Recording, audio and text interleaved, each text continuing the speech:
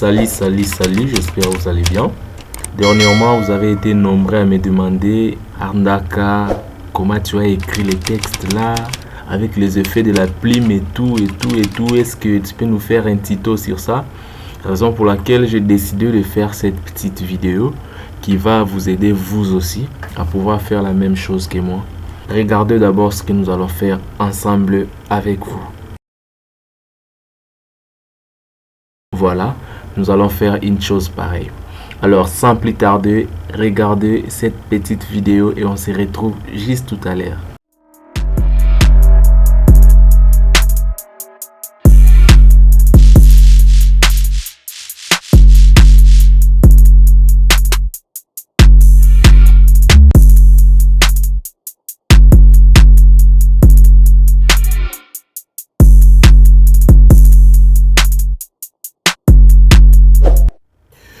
Voilà.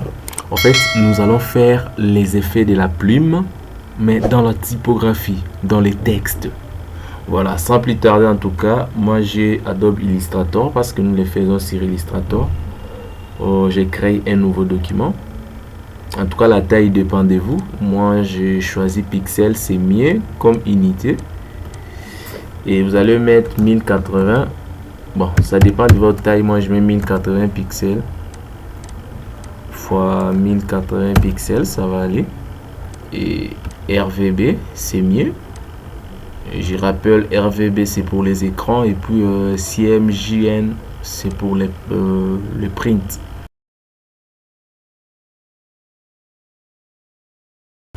D'ailleurs, notre thème, ce n'est même pas les dégradés. Nous voulons faire les textes avec les effets de la plume. Voilà, avec notre dégradé comme ça. Qu'est-ce qui va se passer? Nous allons maintenant écrire. Je prends mon outil texte. Qu'est-ce qu'on va écrire? Bah, j'écris peut-être Pro. Comme ça, c'est mieux. Parce que notre plateforme, c'est Design Pro. Arndaka Design Pro, j'aime bien utiliser. Alors, pour la police, vous pouvez utiliser n'importe quelle police, ce que vous voulez. Bien sûr, moi, j'aime utiliser un peu Gotham. Voilà, moi j'utilise Gotham comme ça, je pense que ça me va bien. Et pour la couleur, je vais mettre la couleur blanche pour pouvoir voir d'abord ce que ça donne. Je vais centrer ça au milieu, voilà. Ici, vous pouvez bien constater que nous avons notre texte réel. C'est-à-dire, c'est le texte normal comme on pouvait écrire à la main.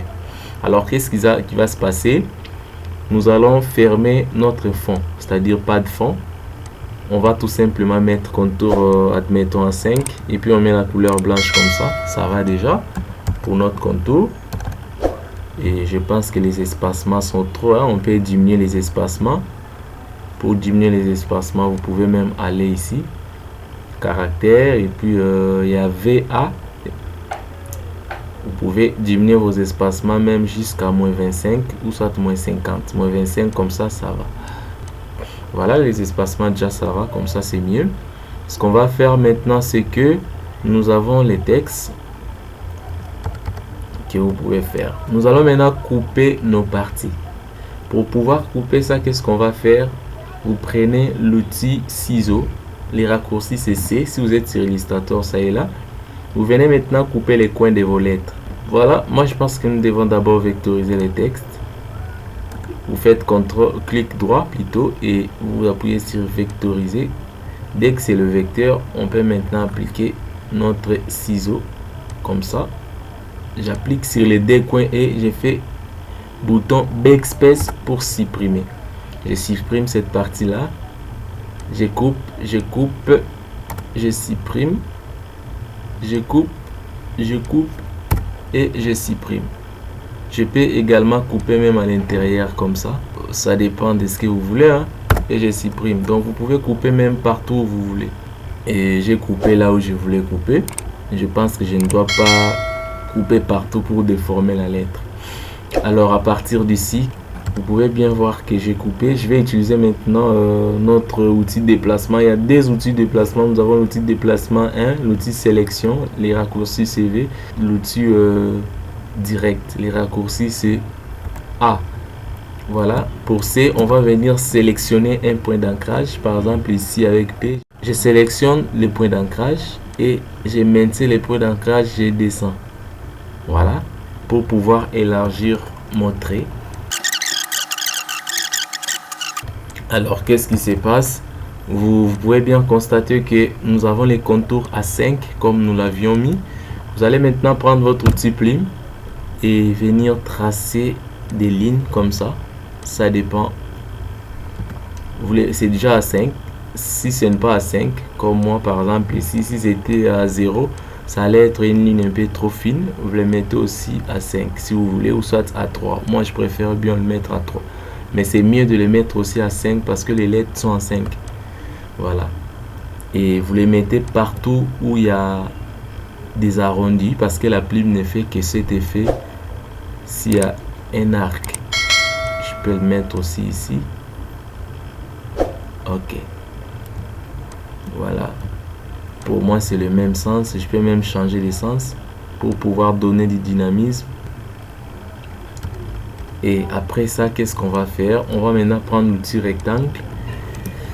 Avec l'outil rectangle, je vais venir tracer un petit carré comme ça.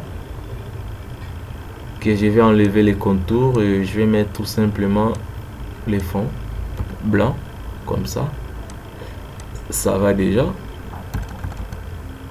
Je les copie avec CTRL-C que je vais copier partout. Je peux copier ça ici aussi, en bas. Donc aux extrémités de la plume et partout là où la plume fait les croisements avec la lettre. Vous les mettez également. Voilà. Je les mets ici. Je les mets également ici.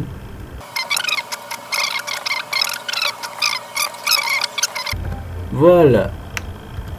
Alors pour ce, qu'est-ce qu'on va faire maintenant? Je vais sélectionner les tout comme ça et puis je vais aller sur objet, décomposer. Je décompose l'aspect des éléments et puis je fais CTRL G pour les sélectionner les tout ensemble comme ça.